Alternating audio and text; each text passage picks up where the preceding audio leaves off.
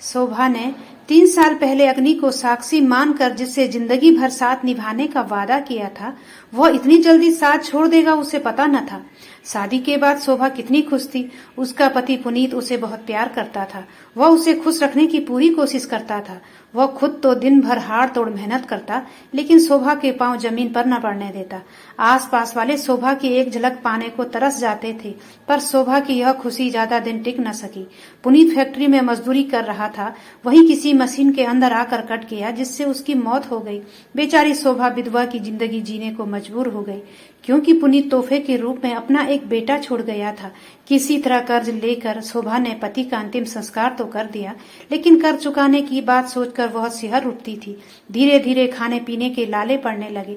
जब भूख से बिलखते बच्चे के रोने की आवाज शोभा के कानों में टकराती तो उसके सीने में एक हुक सी उठती, पर वह करती भी तो क्या करती।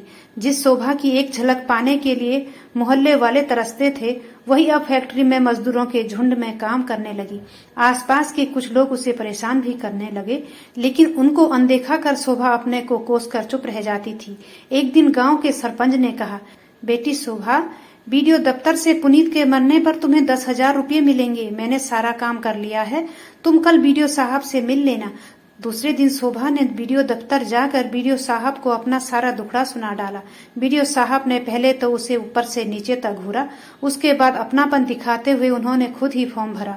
उस पर शोभा के अंगूठों का निशान लगवाया। 10 दिन बाद दोबारा मिलने को कहा। शोभा बहुत खुश थी और मन ही मन सरपंच और बीडीओ साहब को धन्यवाद दे रही थी। 10 दिन बाद वह फिर बीडीओ दफ्तर पहुंच गई। बीडीओ साहब ने उसको अदब से कुर्सी पर बैठने को कहा। शोभा शर्माते हुए बोली, नहीं साहब, मैं कुर्सी पर नहीं बैठूंगी, ऐसे ही ठीक हूँ। बीडीओ साहब ने उसका हाथ पकड़कर कुर्सी पर बैठाया। कुर्सी पर बैठी शोभा के चेहरे पर एक चमक थी। वह सोच रही थी कि आज उसे रुपये मिल जाएंगे।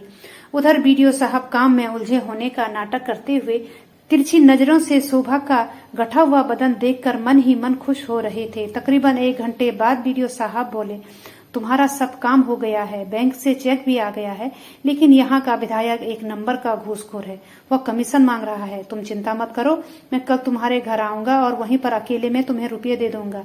शोभा थोड़ी नाउम्मीद तो जरूर हुई, फिर भी बोली, ठीक है साहब, कल जरूर आइएगा। इतना कहकर वह मुस्कुराते हुए बाहर निकल आई। आज शोभा ने अपने घर की अच्छी तरह से साफ सफाई कर रखी थी। अपने टूटे फूटे कमरे को सलीके से सजा रखा था। वो सोच रही थी कि इतने बड़े साहब आज उसके घर आने वाले हैं, इसीलिए चाय नाश्ते का भी इंतजाम करना जरूरी है। ठंड का मौसम था, लोग खेतों में काम कर रहे थे। चारों तरफ सन्नाटा था। बीडीओ साहब दोपहर ठीक 12 बजे शोभा के घर पहुंच गए। उसने बड़े अदब से बीडीओ साहब को बिठाया। आज उसने साफ सुथरे कपड़े पहने थे, इससे वह काफी खूबसूरत लग रही थी। आप बैठिए साहब, मैं अभी आपके लिए चाय बनाकर लाती हूँ, शोभा ने मुस्कुराते हुए कहा।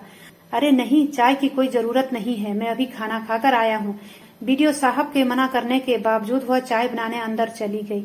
उधर बीडीओ साहब अब इसी ताक में थे कि कब वह शोभा को अपनी बाहों में समेट लें। तभी उन्होंने उठकर कमरे का दरवाजा बंद कर लिया। जल्दी ही शोभा चाय लेकर आ गई, लेकिन बीडीओ साहब ने चाय का प्याला लेकर मेज पर रख दिया और उसको अपनी बाहों में ऐसे जकड़ा कि लाख कोशिश के बावजूद भी वह उनकी पकड़ से छूट न सकी। बीडीओ साहब ने प्यार से उसके बाल सहलाते हुए कहा, देख शोभा, अगर इनकार करेगी तो बदनामी तेरी ही होगी। लोग यही कहेंगे कि उसने विधवा होने का नाजायज फायदा उठाने के लिए बीडीओ साहब को फंसाया है। अगर चुप रही तो तुझे रानी बना दूंगा। लेकिन शोभा बिफर गई और बीडीओ साहब के चंगुल से छूटते हुए बोली, तुम अपने आप को समझते क्या हो? मैं 10,000 रुपये में बिक जाऊंगी?